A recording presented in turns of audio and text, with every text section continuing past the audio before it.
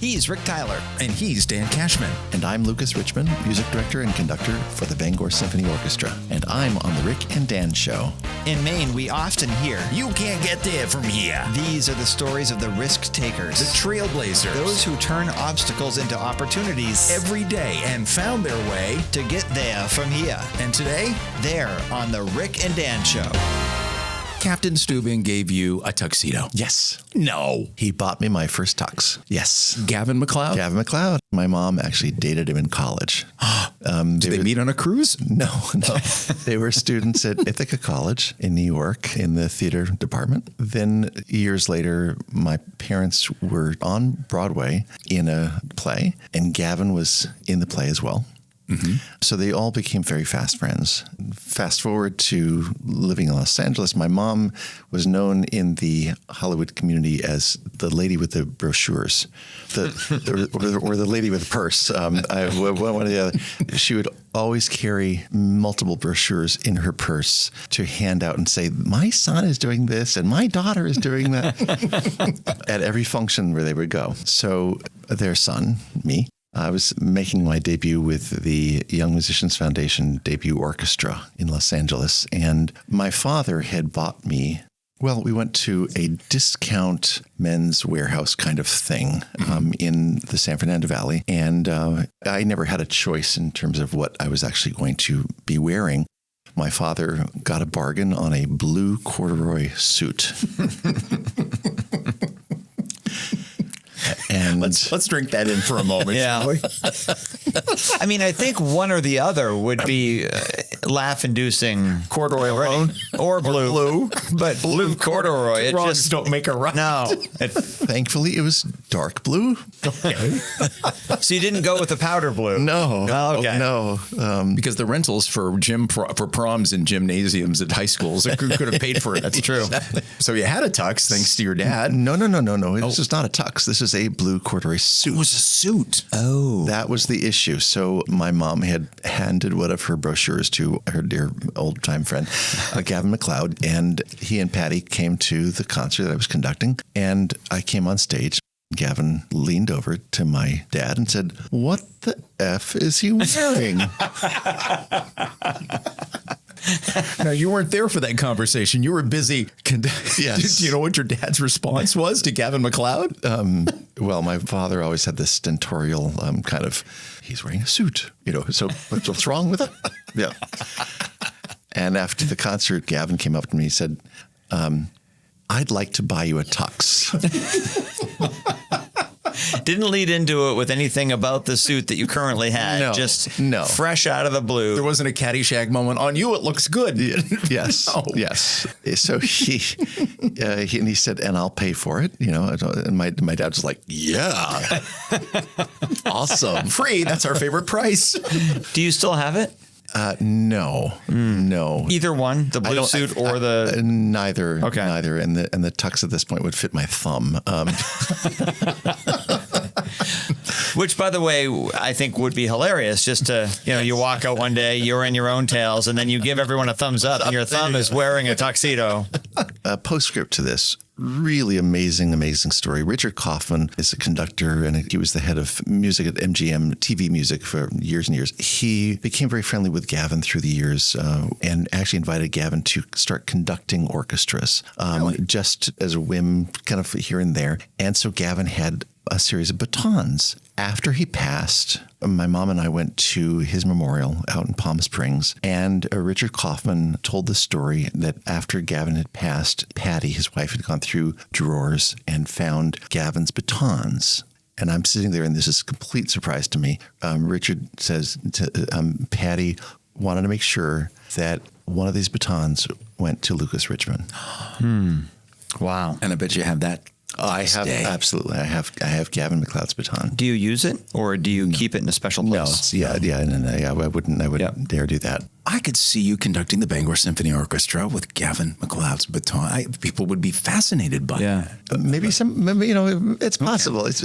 I did notice completely different genre and story, but as you both know, I'm a giant David Letterman freak, and he just recently inducted Warren Zevon into the Rock and Roll Hall of Fame and told the story of Warren giving him his guitar at his last appearance. He knew he was dying, gave the guitar to David Letterman at his last appearance. Wow. And they used that guitar to play the Warren Zevon tribute that night at the Rock and Roll Hall of Fame induction ceremony. Oh, wow. So I'm just saying, don't rule out the idea of using his baton. I think it would have a very special place Absolutely. in your heart and certainly the family's heart. I mean, certainly if for a special occasion where it would be appropriate. Yeah. Yeah. You once told me that when you conduct, you are almost time traveling. Yes. I'll let you tell the story. It's not so much a story as it is a technique. Yeah. I mean, the idea, first of all, it's very strange. Conducting is one of the weirdest professions on the earth because we stand up there on the podium in front of 60 to 100 musicians, instrumentalists, and jump around, move our arms, gesticulate, smile, breathe, all these things, making symbols in the air, presenting icons of some kind of images that invoke a response from people. And yet we don't make a sound at all. And we draw a sound out of the musicians that are there to play by the things that we do or the things that we don't do, and they compensate for because they don't want to sound bad. So they're, even if we screw up, they want to sound good. So everything that we do as a conductor needs to be done in advance of when it actually happens.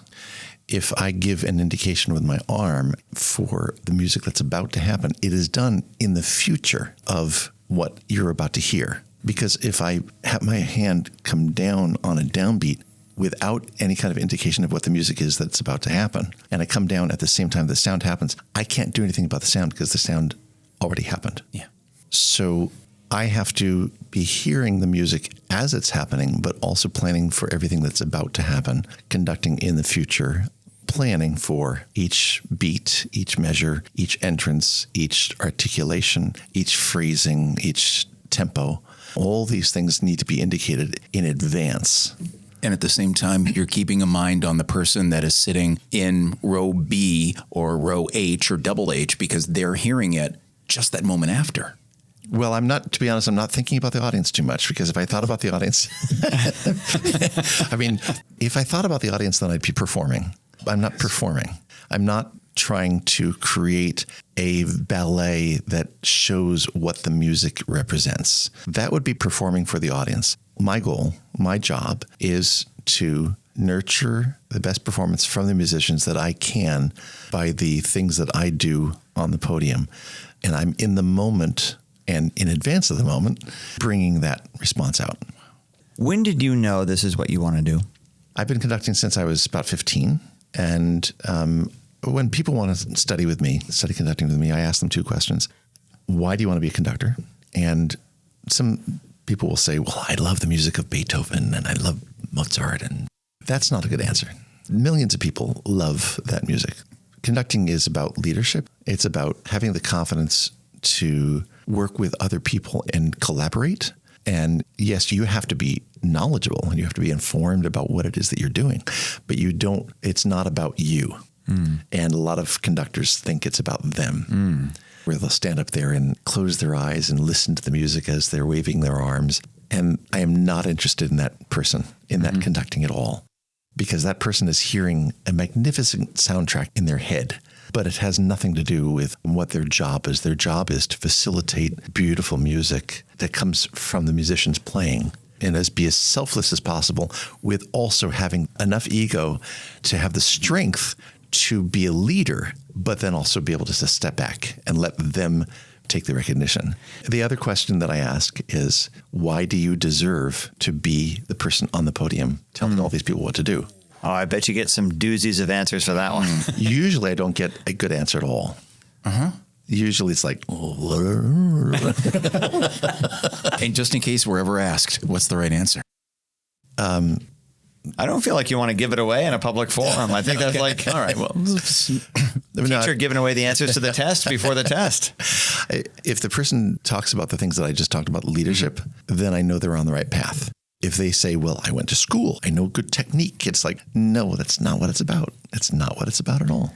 3 words popped out at me, and you just repeated one of them: leadership, also selflessness, and ego, having to have enough ego to do it, but not make it about yourself. And I feel like that is such a fine line to have to walk, and it takes the special right kind of person to do it. But I go back to asking you again, how did you know this was for you? Or when did you know? Oh, that's right. That was the original question. When did you know? And then how did you know? So I started all that because that's how I think about like analyzing what I did as a younger musician. I started originally on piano, playing piano. I studied piano, and then I started the violin when I was 10 or 11. And already at that point, when I was taking violin, I knew it was going to be a means by which I would learn a lot. And the orchestra became my social circle and opened up a lot of worlds to me. But I knew that I was not going to be ever capable of making a living as a violinist. I wasn't good enough. I was competent, but I wasn't great.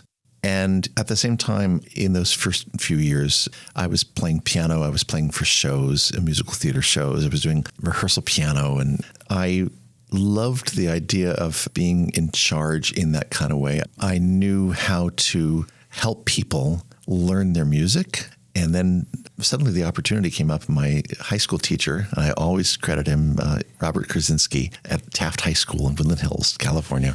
He lived in Pasadena, which was a good hour away from the school. And at times we would have rehearsals after school, and he had gone home and he couldn't come back. So he called my house and he spoke to my mom. He said, Mrs. Richman, can Lucas take over the rehearsal tonight? And I was 15. Yeah. But he had full confidence that I could do that. And so I did. And I don't know that there was a conscious decision, but I fell into it. And then I was, for 2 summers, a violin student at the Boston University Tanglewood Institute in Lenox, Massachusetts, a summer home at the Boston Symphony. And I saw the greatest instrumentalists and conductors. And then they opened up a conducting program for high school students. And I said, I want to try that. So I auditioned. And I went back the 3rd season when I was 16 to play violin in the orchestra and also to start conducting. And I started studying with Victor Yampolsky, who was the conductor. And I made my debut as a conductor at Tanglewood on Parade when I was 16. Everyone talks about you winning a Grammy. Not everyone. They should. But Everyone I know. had the privilege of being in your home, and there were a bunch of awards that sit on your baby grand. Which one are you most righteously proud of? There's, well, thank you. As we go through our life, we think about the people that we've touched. And one of the things that I started, so long story. Back in 1987, I was 23 and I had just done my first, actually I can make this a really long story if you want. Maybe I will. Dan, did you have anything else this afternoon? Nope. Good. All right, we're good. Yeah, hold my calls, Janice. Yeah. So I was conducting the Young Musicians Foundation debut orchestra. Actually, I wasn't doing it yet. I was playing in the orchestra. And every year, the YMF would do a gala fundraiser.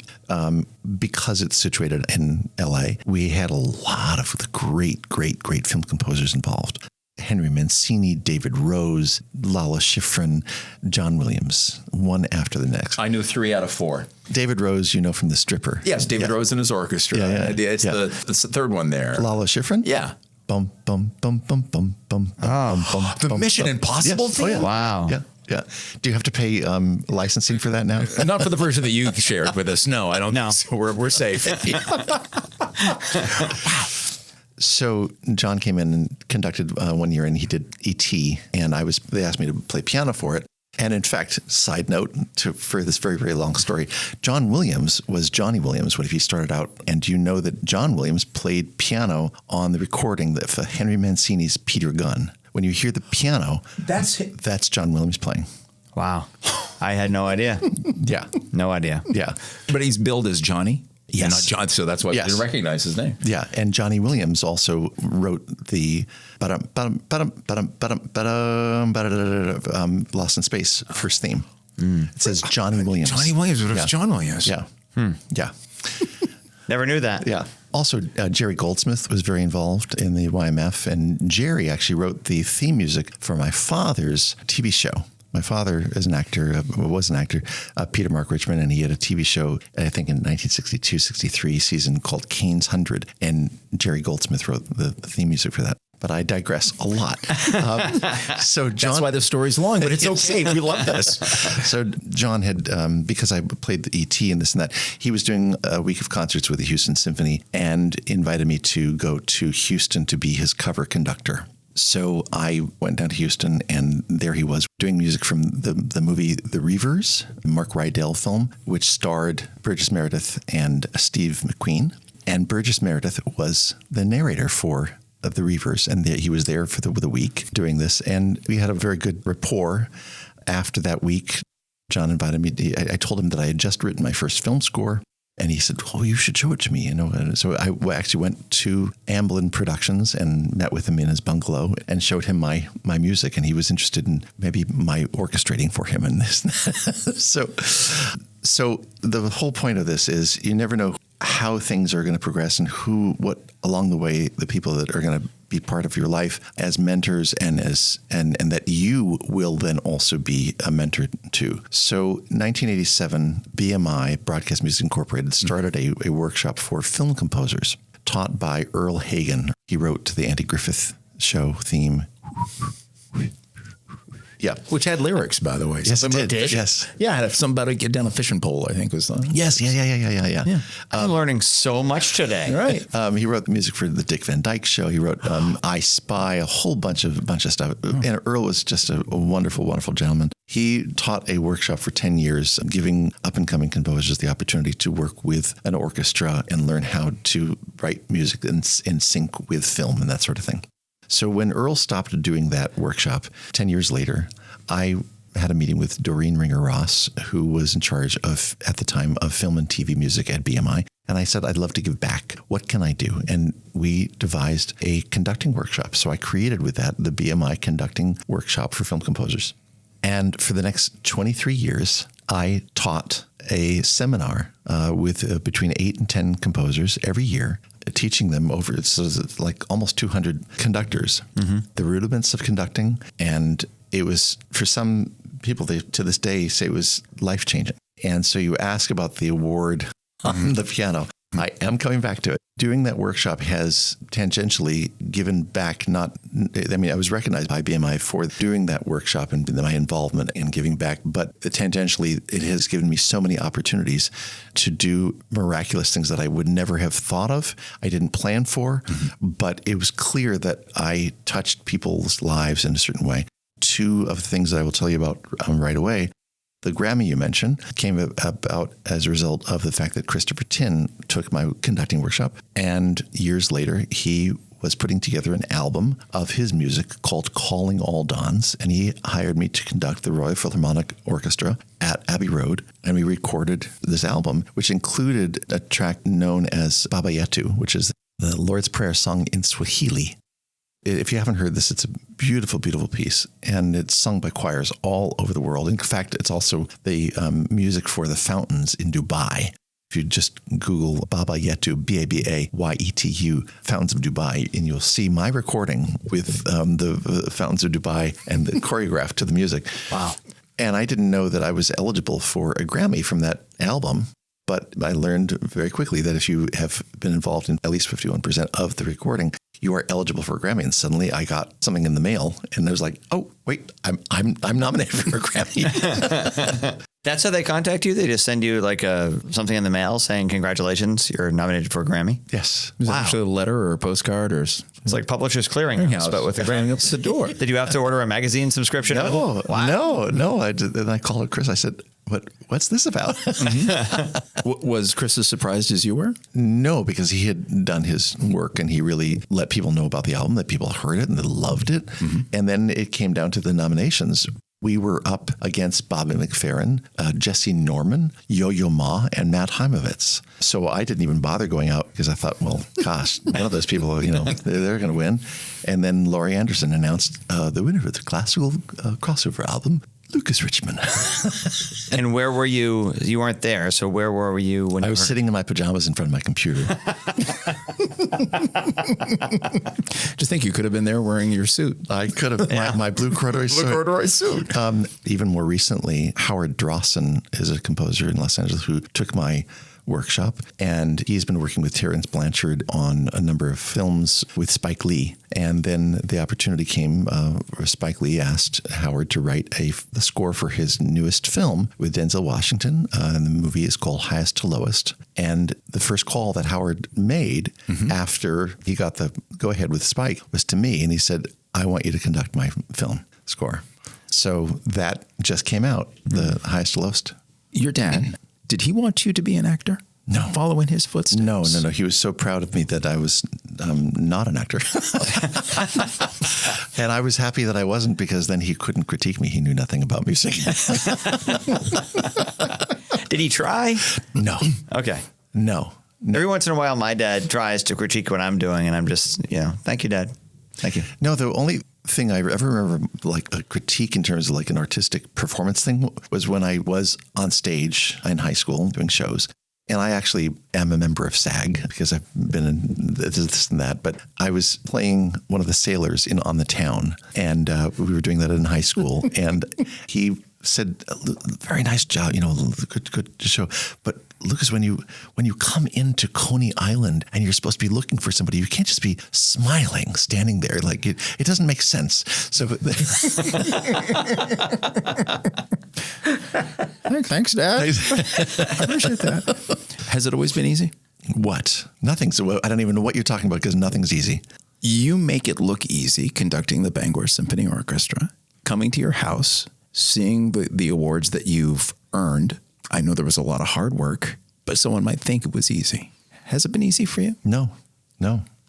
I mean, I will acknowledge that I've had a great opportunities and I'm very, very appreciative, grateful for at times being in the right place at the right time and having entree to people and situations that not everybody has that opportunity.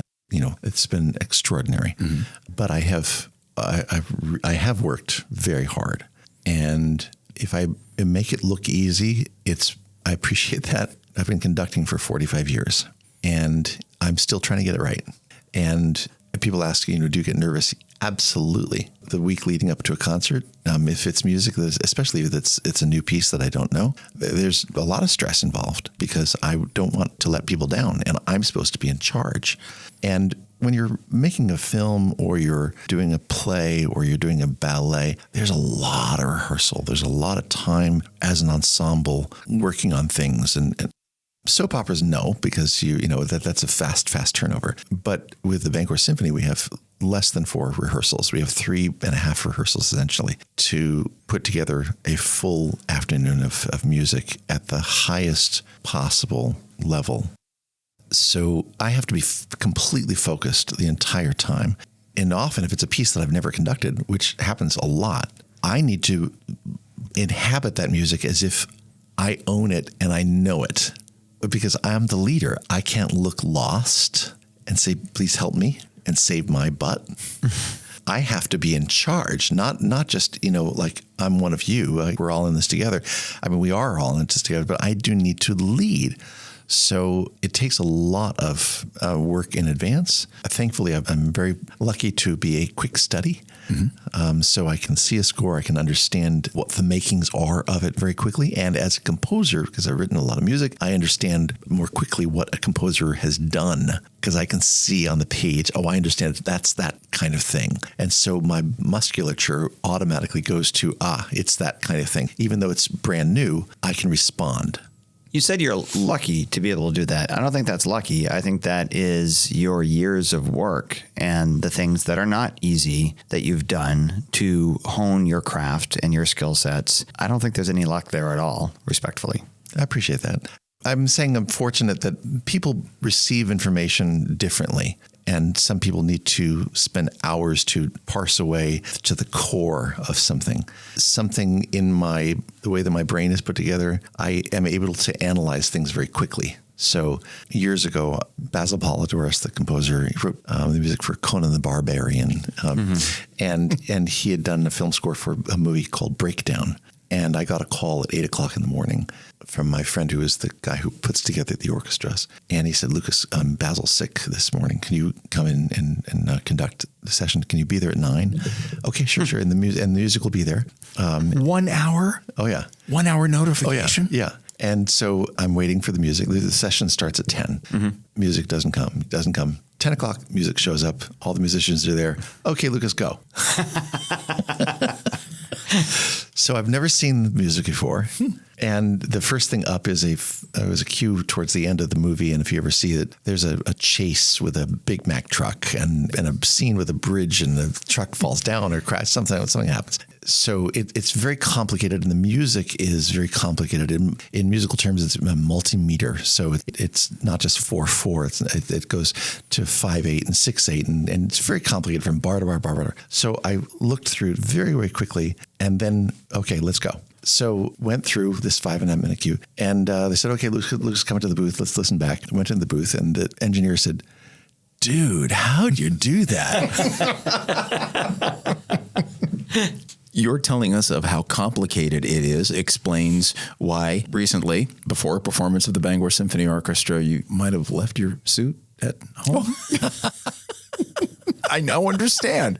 I don't bring that up to embarrass. No. I bring it up to tell you, I get it now. I understand. Yeah, no, before I went on stage, I said to my wife, no one needs to know about this. And then I go out there and I tell the whole story.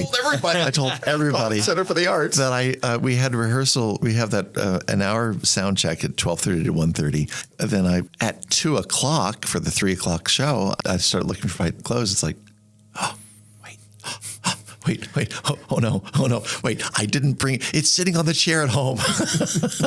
Once again, a situation where you could have used that blue corduroy suit. Yeah. Been around. Have it on standby. But the brain, I have to make lists, and I have to think much more carefully these days. You were on The Night Show several times, and one of the things that always stuck out at me about you is I like every form of music. I have an appreciation for every form of music. I don't always feel like it's my scene. I don't show up at raves, for example. I know you probably can't tell that looking at me, but I'm not somebody to throw it down on the dance floor. I can honestly say I've never been to a rave. Okay. You and me both, Rick. Yeah. So anyway. Okay.